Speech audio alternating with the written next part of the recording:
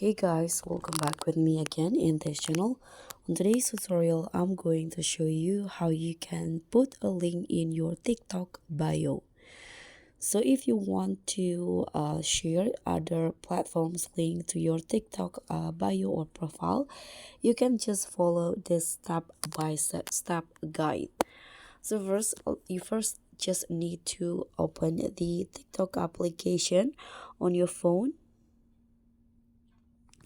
and then you can go to your profile by clicking on this profile button and go to this edit profile option. And in here under the about you, there will be this links options that you can choose. You can tap on add, and there are 5 links, external links that you can add into your TikTok bio. You can add your Lemonade link, website, Instagram, YouTube, or Twitter. So if you already have your Lemonade account, you can just add in here.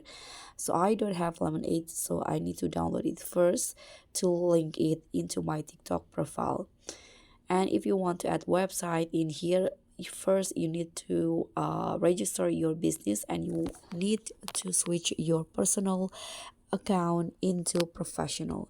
You can tap on get started, and in here you will be asked to fill in this business registration form. And under it at the very bottom there will be this business website, so you can add the link of your website in here. Then you can also add your Instagram links in here.